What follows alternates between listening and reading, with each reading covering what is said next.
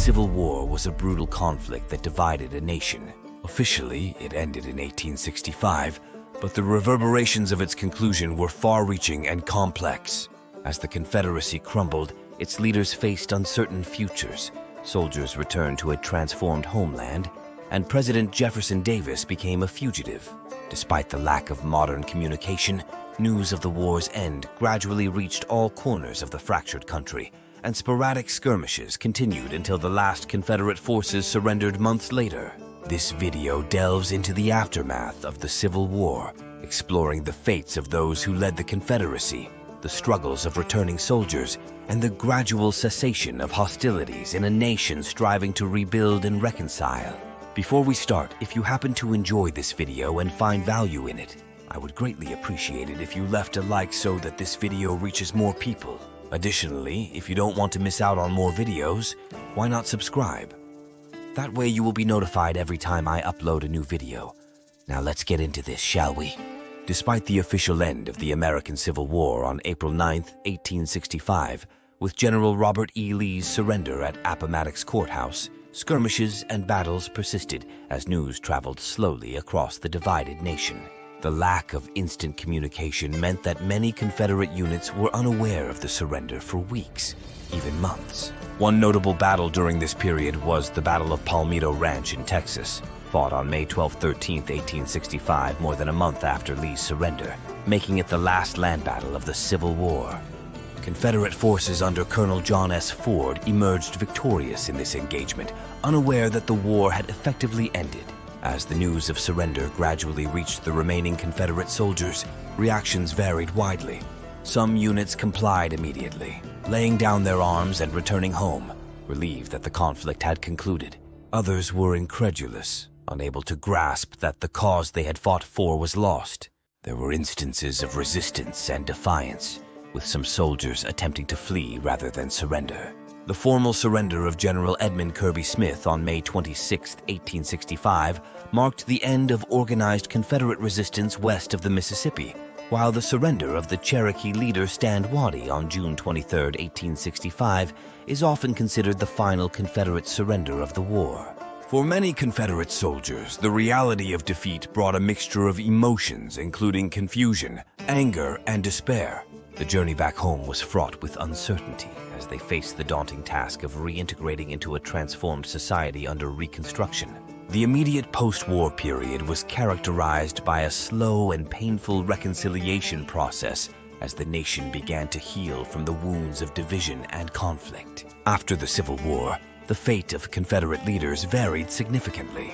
Jefferson Davis, the president of the Confederacy, was captured on May 10, 1865, in Georgia. He was imprisoned at Fort Monroe, Virginia, for 2 years. Despite being charged with treason, Davis was never tried.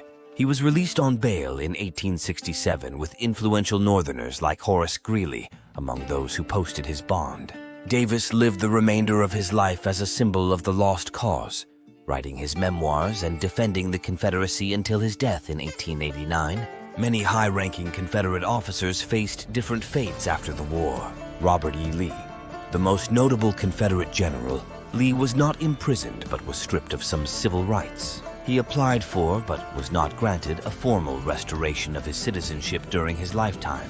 Lee became president of Washington College, now Washington and Lee University, in Lexington, Virginia, where he served until his death in 1870. During his tenure, he focused on education and reconciliation. His full citizenship rights were posthumously restored in 1975.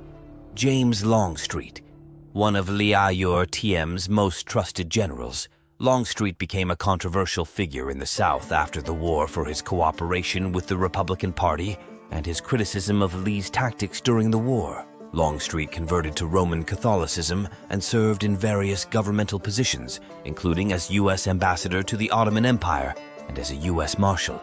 He also worked in the U.S. Post Office Department and as a commissioner of railroads, striving to help the South rebuild and reconcile with the North. Joseph E. Johnston, another key Confederate general, was paroled after the war and returned to civilian life. He later became a successful businessman and served as an executive in several railroad companies. Johnston also briefly re-entered politics, serving as a U.S. congressman from Virginia and as a commissioner of railroads under President Grover Cleveland. He remained active in veterans organizations and attended many reunions, fostering reconciliation. Nathan Bedford Forrest, a controversial figure due to his role in the Fort Pillow massacre and as the first Grand Wizard of the Ku Klux Klan, initially denied involvement in the Klan's more violent activities and eventually distanced himself from it. In his later years, Forrest converted to Christianity and advocated for racial reconciliation, even calling for the Klan to disband. He spent his final years in Memphis, Tennessee, where he engaged in various business ventures until his death in 1877. Braxton Bragg. Bragg, known for his contentious leadership and poor relations with his subordinates, faced a difficult post-war period. After his parole, Bragg worked as a civil engineer, mainly in Alabama and Texas, and served as the superintendent of the New Orleans Waterworks. His post-war life was marked by financial struggles and health issues, and he died in 1876. John S. Mosby, known as the Gray Ghost for his guerrilla warfare tactics, Mosby was paroled after the war and became a staunch supporter of reconciliation. He served as U.S. consul to Hong Kong and worked as an attorney for the Southern Pacific Railroad. Mosby remained politically active, supporting the Republican Party and working to bridge the divide between North and South. Hey, real quick, I just wanted to say that if you or someone you know happens to be struggling with alcohol addiction and would like to take the first steps toward recovery, check out our sponsor, Alcohol Free Forever. It is an amazing way to discreetly recover from alcohol abuse and live a life of clarity. There are no awkward meetings or expensive counselors, and if you use the link in the description, you will get a free ebook, which spares no detail on alcohol's harmful effects. Anyway, back to the video. For the rank-and-file Confederate soldiers, the post-war period was one of adjustment and hardship. Paroled soldiers were allowed to return home, often with little more than the clothes on their backs, and the promise of not taking up arms against the United States again. Many returned to find their homes destroyed, economies shattered, and the social order upended. The devastation of the war meant that many soldiers faced years of economic hardship as they tried to rebuild their lives and communities. Reconstruction 1865 to 1877 was a tumultuous period aimed at rebuilding the South and integrating freed slaves into American society. The former Confederate states were divided into military districts and placed under martial law to enforce new policies and ensure civil rights for freedmen. Several key aspects characterized this era. Political reorganization. Southern states had to draft new constitutions that abolished slavery and provided for black male suffrage. The 14th and 15th Amendments to the U.S. Constitution granted citizenship and voting rights to African Americans, respectively. This reorganization often faced intense resistance from Southern whites, leading to significant political strife. Economic transition.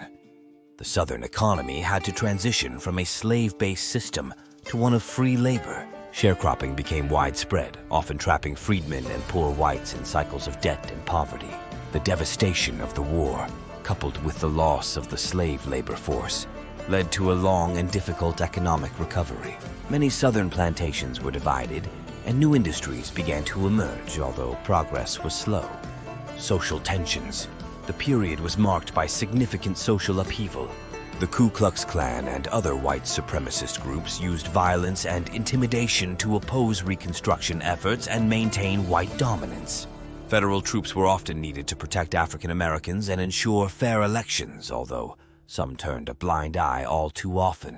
Regardless, despite these efforts, racial violence was rampant, and the promise of Reconstruction was only partially fulfilled. Federal policies and Southern resistance. Reconstruction policies were met with resistance from many white Southerners. The end of Reconstruction came with the Compromise of 1877, which resulted in the withdrawal of federal troops from the South and marked the beginning of the Jim Crow era, where state laws wrongfully enforced racial segregation and disenfranchised African Americans. This period saw the rise of Redeemer governments that sought to roll back Reconstruction reforms and restore white supremacy. The post-Civil War era also introduced the establishment of the Freedmen's Bureau in 1865.